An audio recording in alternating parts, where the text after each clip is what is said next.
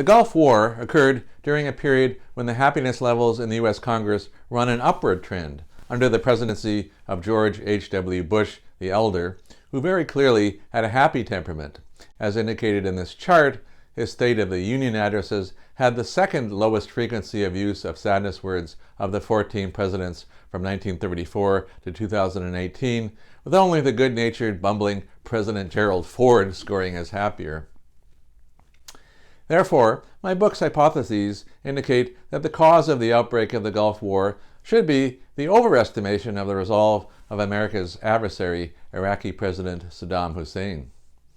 However, the official story to this day is that the outbreak of the Gulf War was precipitated by Saddam's surprise invasion of Kuwait on August 2, 1990, which was unexpected and blindsided the United States. If that story were correct, then it would contradict the book's hypotheses, since it would indicate that the U.S. underestimated Saddam's resolve. However, as my book demonstrates, it is plainly evident that the official story is incorrect, and that the United States actually tacitly gave a green light to Saddam to invade Kuwait, so that America would have a pretext for invading Iraq and reestablishing American influence in the Middle East. The purpose of this would be securing the oil fields and filling the void anticipated to be created by the imminent collapse of the Soviet Union. The green light scenario is far from being a fringe or conspiracy theory. It has been raised as a possibility by former Congressman Ron Paul, and also firmly supported by Ramsey Clark, the former U.S. Attorney General who served in the administrations of Presidents Kennedy and Johnson, and is a well-known international human rights lawyer.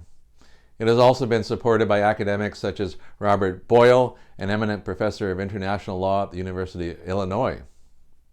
The following 6 factors support the green light scenario. They are presented in chronological order. Number 1. One of the key antagonisms between Iraq and Kuwait was the latter's obstinate refusal to observe OPEC production quotas, with the result that the price of oil remained low, harming Iraq's economy. One of the reasons for Kuwait's intransigence was that the U.S. State Department informed the U.S. ambassador to Kuwait that the Kuwaitis should be discouraged from making concessions to Iraq on the OPEC quotas issues. This indicates that the Americans were trying to foment tensions between Iraq and Kuwait with the goal of goading Saddam into invading Kuwait. Number 2. In July, about 2 weeks prior to Saddam's invasion of Kuwait, the U.S. Central Command commenced an elaborate 8-day computer simulation exercise called Internal Look, under the direction of General Norman Schwarzkopf, which involved Saddam's invasion of Kuwait and Saudi Arabia. Eventually, the simulation and actual events began to overlap in real time, whereupon Schwarzkopf left the game room and went to the actual theater of operations in Iraq. Number 3. 8 days before Saddam's invasion of Kuwait, the U.S. ambassador to Iraq, April Glaspie, naively or disingenuously, informed Saddam at a meeting with him that, quote, "We have no opinion on your Arab border conflicts like your border agreement with Kuwait," end quote. Number 4.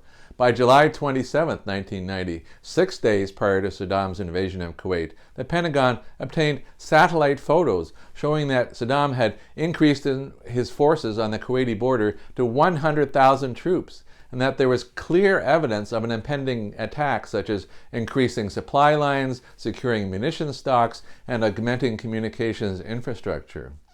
However, when this information was relayed to senior officials, the Secretary of Defense, Dick Cheney, and the Chairman of the Joint Chiefs of Staff, Colin Powell, both expressed the view that Saddam was merely bluffing. Number 5. Following Saddam's invasion of Kuwait on August 2nd, King Hussein of Jordan brokered an Arab solution to the crisis with Saddam, King Hassan of Morocco, and President Benjedid of Morocco.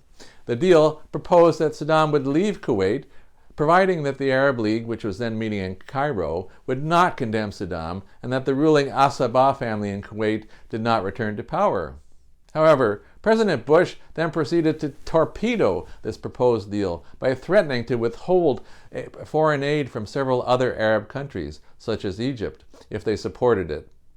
America's unseemly desire to press ahead with U.S. military intervention in the Middle East, regardless of the proposed Arab solution, indicates that the U.S. had goaded Saddam into invading Kuwait for the purposes of intervening and establishing a U.S. military presence on the Arabian Peninsula. Finally, number 6. In the fall of 1990, as the U.S. prepared the logistics of its massive planned military intervention in the Middle East, public support for the intervention began to wane, and so the U.S. engaged in a mendacious and inflammatory public relations campaign to sell the military action to the American people. One egregious example of this campaign involved a scurrilous lie that Iraqi soldiers had been taking Kuwaiti babies from incubators and throwing them on the floor to die. This lie was organized by Tom Lantos, the chairman of the Congressional Human Rights Caucus, in conjunction with the public relations firm Hill and Knowlton, using congressional testimony from a Kuwaiti girl known only as Nayira, whose real identity, withheld from Congress, was the daughter of the Kuwaiti ambassador to the U.S. It is thus evident that the U.S. did not underestimate Saddam's resolve, since it anticipated that he would invade Kuwait and actually goaded him into doing so.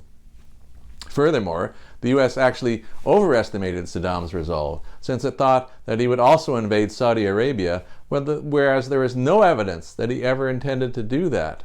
In fact, King Hussein of Jordan, following the scuttling of the Arab peace deal by the U.S., said in an interview on British television that, quote, U.S. meddling and intervention could set the whole area ablaze, and there is no need for that. There is no threat to Saudi Arabia, unquote. Furthermore, it is evident from a psycholinguistic and semantic analysis of Saddam's speeches, combined with biographical information such as his abandonment by his mother shortly after his birth and his running away from an abusive stepfather at the age of 10, that Saddam had a depressive temperament.